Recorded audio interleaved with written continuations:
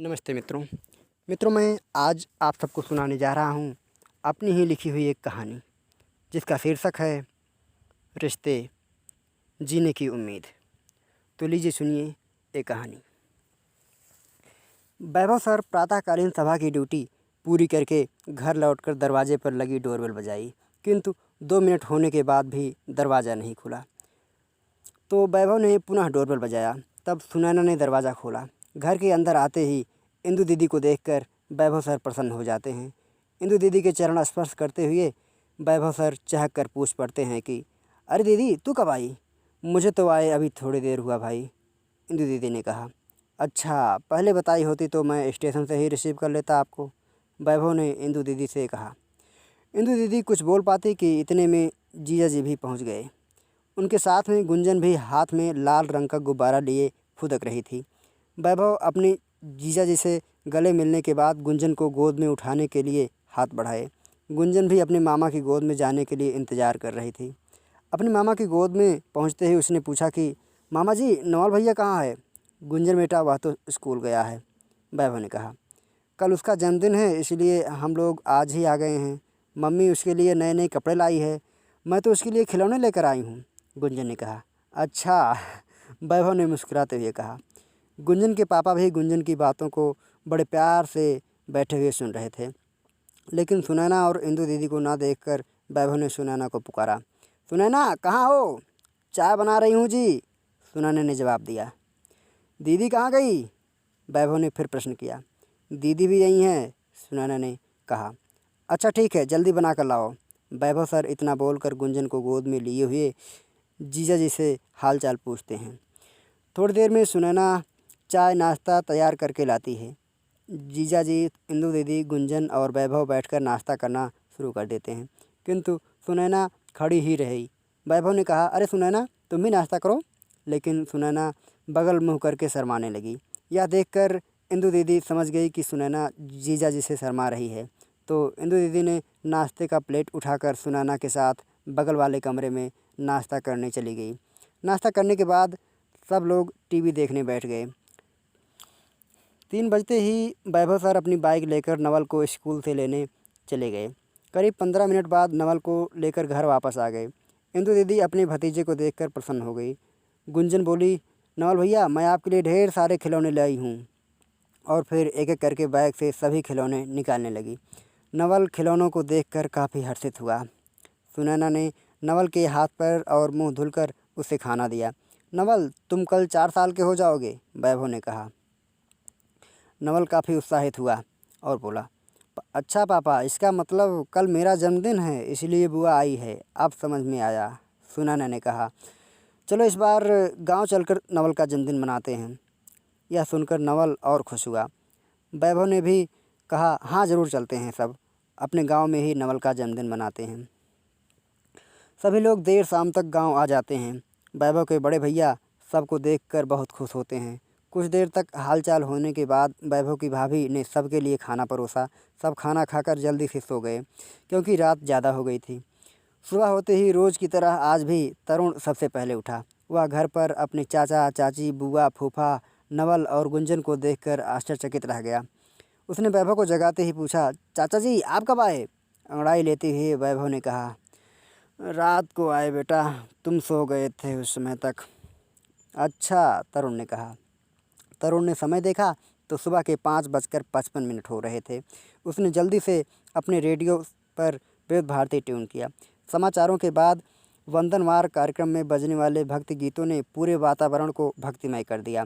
तरुण radio का volume इतना तेज़ कर दिया कि सभी लोगों की नींद टूट गई और सब जल्दी से उठ गए। नवल जब जागा तो तरुण ने सबसे पहले उसे हैप्पी बर्थडे विश किया। 8 बजे तक नाश्ता तैयार हुआ। सब ने नाश्ता किया। धूप भी थोड़ा निकल आई, इसलिए ठंड कम हो गई थी। वैभव अपने बड़े भैया और जीजा जी के साथ खेतों की सैर करने के लिए निकल गए।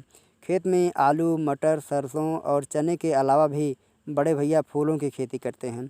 गुलाब, गेंदा, सूरजमुखी और गुड़हल जैसे फूलों से पूरी फुलवारी सुशोभित हो रही थी। वैभव के बड़े भैया इन फूलों को तोड़कर बाजार में बेच आते हैं, जिससे अच्छी खासी कमाई भी हो जाती है। करीब 1.5 घंटे बाद खेतों की सैर करके तीनों घर लौटे। भोजन तैयार था। तरुण की मम्मी ने सभी के लिए भोजन परोस दिया। सब लोगों ने भोजन किया। उसके बाद मेहमानों के आने का सिलसिला प्रारंभ हुआ। दिन भर बहुत सारे मेहमान आए। सबकी आवभगत में दिन भर पूरा परिवार व्यस्त रहा। दोपहर के 2:30 बजे तो तरुण ने अपना रेडियो सेट ऑन किया, क्योंकि उसे पता था कि यह समय विविध भारती से प्रसारित सदाबहार नगमे कार्यक्रम का है।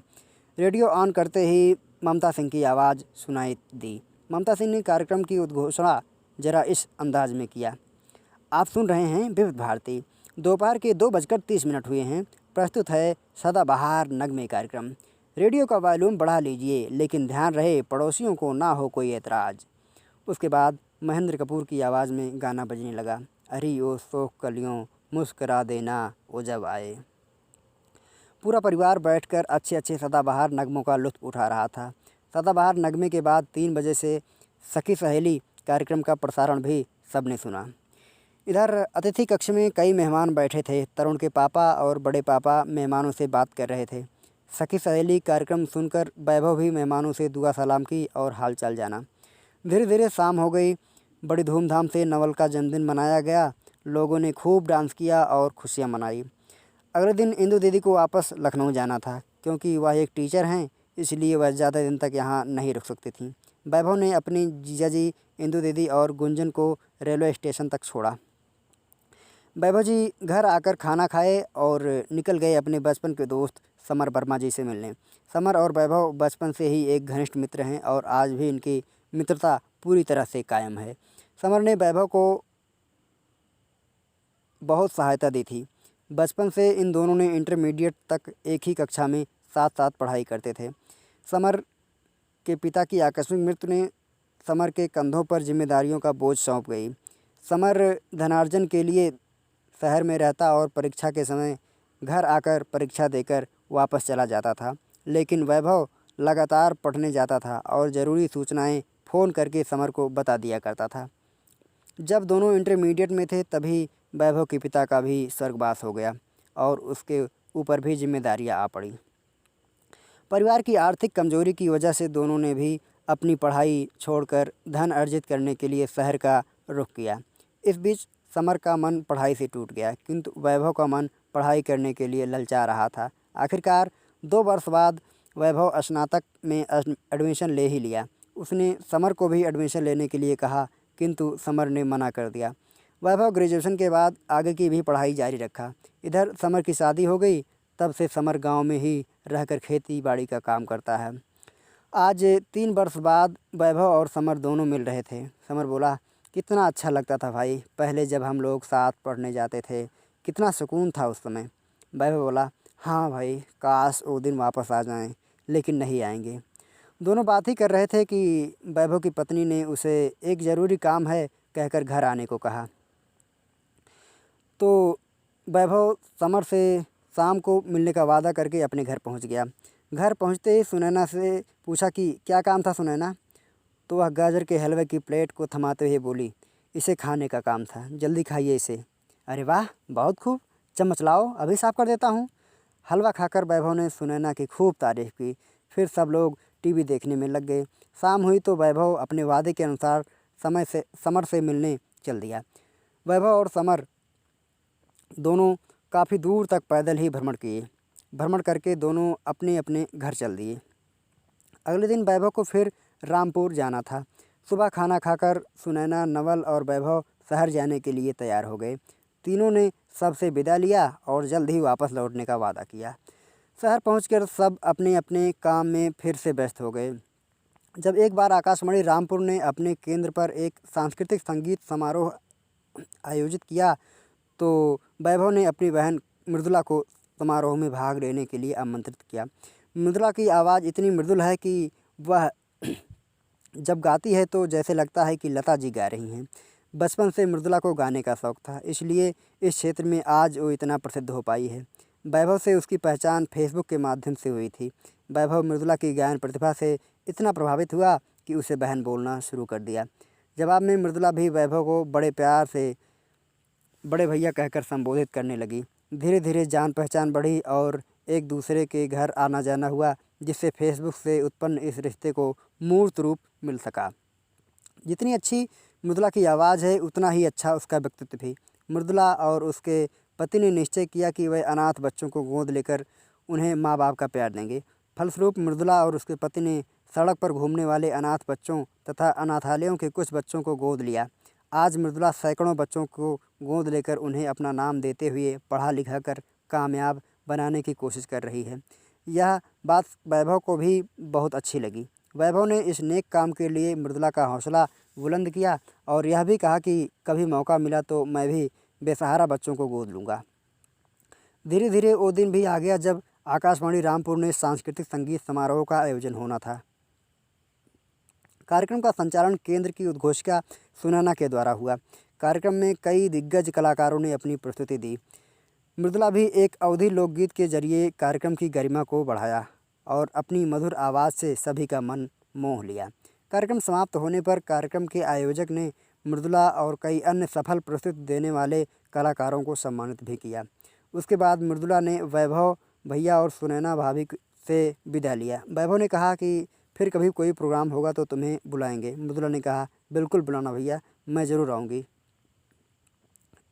इधर नवल भी धीरे धीरे 5 साल का हो रहा था, इसलिए सुनैना को थोड़ी राहत मिल रही थी क्योंकि नवल अब अपनी देखभाल थोड़ी बहुत करने में सक्षम हो गया था। जब एक शाम घर में सुनैना और नवल थे तभी डोरबेल बजी। सुनैना ने दरवाज़ा खोला तो देखा कि एक महिला डॉक्टर के वेशभूषा में खड़ी थी। उसने सुनैना से नमस्ते करते हुए अपना परिचय दिया। मैम, मेरा नाम डॉक्टर सुधा जैन है। और पूछा कि क्या यह मिस्टर वैभव का ही घर है? सुनैना ने कहा, जी डॉक्टर मैम, यह वैभव सर का ही घर है। आइए अंदर आइए, बैठिए। वैभव सर कहाँ हैं? थोड़ा काम है उनसे, डॉक्टर सुधा ने कहा। वह तो अभी स्टूडियो गए हैं, उनको आने में रात हो जाएगी। फिलहाल आप बैठिए, मैं चाय बना कर लाती हूँ। इतना कहकर सुनैना किचन की तरफ चाय बनाने चली गई। थोड़ी देर में सुनैना चाय लेकर डॉक्टर सुधा जैन के पास आई। उन्हें चाय देते हुए सुनैना ने कहा कि मुझे बता दीजिए क्या काम था, जब वो आएंगे तो मैं उनको बता दूंगी। डॉक्टर सुधा जैन ने कहा, मैम काम तो बहुत बड़ा है और आप लोगों के लिए छोटा भी। दरअसल मेरे अस्पताल में एक लड़की पैदा हुई है, किंतु उसके जन्म के 1 घंटे बाद ही उसकी माँ की मृत्यु हो गई। उसके परिवार का कुछ पता नहीं है। मैं चाहती हूँ कि आप लोग उस बच्ची को गोद लेकर अपना नाम दें। सुनैना ने कहा, ज़रूर, हम उस बच्ची को गोद लेंगे। वैभव सर से यह बताऊंगी तो वे तुरंत मान जाएंगे। आप अपना एड्रेस बता दीजिए, हम लोग कल आ जाएंगे। डॉक्टर जैन अपना एड्रेस कार्ड थमाते हुए बोली, ए लीजिए। सुनैना ने कहा, हम कल आपके पास आएंगे। डॉक्टर जैन सुनैना को थैंक यू कहकर बोली कि अच्छा, अब मैं चलती हूँ, नमस्ते। नमस्ते, सुनैना ने भी कहा। रात को जब वैभव सर घर आए तो सुनैना ने उन्हें डॉक्टर सुधा जैन के बारे में बताया। डॉक्टर सुधा का नाम सुनते ही वैभव को बहुत कुछ सुध आ गई। सुनैना ने वैभव को डॉक्टर सुधा का एड्रेस दिया जिसमें उनका मोबाइल नंबर लिखा हुआ था। वैभव ने उस नंबर पर कॉल किया। उधर से आवाज़ आई, हेलो। उन्होंने कहा, जी मैम, नमस्ते। नमस्ते सर जी, कैसे हैं आप? डॉक्टर सुधा ने कहा, मैं ठीक हूँ मैम, आप कैसी हैं? वैभव ने कहा। डॉक्टर जैन ने उत्तर दिया, मैं भी ठीक हूँ आपकी दुआ से। अच्छा, वैभव ने कहा। मेरे घर का एड्रेस कैसे पता चला आपको मैम? वैभव ने फिर प्रश्न किया। इसके उत्तर में डॉक्टर जैन ने कहा, इतना तो मैं जान ही सकती हूँ कि आप कहाँ रहते हैं और क्या करते हैं। गहरी सांस लेते हुए वैभव ने कहा, अच्छा ठीक है, फिर कल आते हैं हम लोग आपके पास। Bye, good night ma'am. अगले दिन सुनैना, नवल और वैभव डॉक्टर सुधा के अस्पताल में जाते हैं। डॉक्टर सुधा ने वैभव को देखा तो कुछ देर तक देखती ही रह गई। वैभव और सुनैना ने डॉक्टर सुधा को गुड मॉर्निंग कहा। डॉक्टर सुधा ने दोनों को बैठने को कहा, फिर उस बच्ची को बाहर निकाला जिसे वैभव को गोद लेना था। जी सर, लीजिए, यही बच्ची है। वैभव की गोद में बच्ची को थमाते हुए डॉक्टर सुधा ने कहा। वैभव ने डॉक्टर सुधा को थैंक यू बोलते हुए बच्ची को सुनैना की गोद में दे दिया। आपने कभी कहा था कि मुझे मौका मिला तो बच्चों को गोद लूँगा, इसलिए आज मौका आया तो मैंने आपको याद किया, डॉक्टर सुधा ने वैभव से कहा। वैभव ने कहा, थैंक यू मैम, आपको अभी तक मेरी बातें याद थीं। आज से यह बच्ची हमारी बेटी है। डॉक्टर सुधा ने लड़की को गोद लेने के लिए वैभव और सुनैना को धन्यवाद दिया। उसके बाद सुनैना, वैभव और नवल छोटी बच्ची को लेकर अपने घर आने लगते हैं। रास्ते में सुनैना ने वैभव से पूछा कि आप डॉक्टर सुधा जैन को कब से जानते हैं? गहरी सांस लेने के बाद वैभव ने उत्तर दिया, बहुत दिनों से जानता हूँ। कहाँ मिले थे आप उनसे? सुनैना ने फिर से प्रश्न किया। याद नहीं है, वैभव ने कहा। याद नहीं है या याद नहीं करना चाहते हैं? खैर छोड़िए, जाने दीजिए, मैं सब जान गई, सुनैना ने वैभव से कहा। हाँ सही बोल रही हो सुनैना, जिन यादों का कोई वजूद नहीं है उन्हें भूल जाना ही बेहतर है, वैभव ने कहा। कोई बात नहीं सर जी, अब आगे सोचिए, अब तो हम 2 बच्चों के माँ बाप हो गए हैं, सुनैना ने कहा। बिल्कुल सुनैना, कांग्रेचुलेशन आपको, वैभव ने कहा। सुनैना ने भी वैभव को बधाई दिया। घर पहुंचकर सुनैना और वैभव ने बेटी का नाम दिव्या रखा।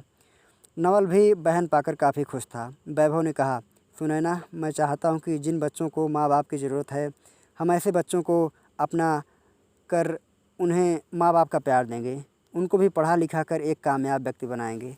सुनैना ने कहा, मैं भी आपके इस नेक काम में आपके साथ ही हूँ, वैभव ने उत्तर दिया। बिल्कुल, बिना तुम्हारे तो ये हो ही नहीं सकता। Thank you Sunaina. तो मित्रों, ये थी हमारी लिखी हुई कहानी। आपको कैसी लगी? आप सबने इस कहानी को अंत तक सुना, इसके लिए बहुत बहुत धन्यवाद। जैसी भी लगी होगी आप कमेंट के ज़रिए जो है हमें सूचित कीजिएगा और चैनल को लाइक, शेयर और सब्सक्राइब भी कर लीजिएगा। Thank you.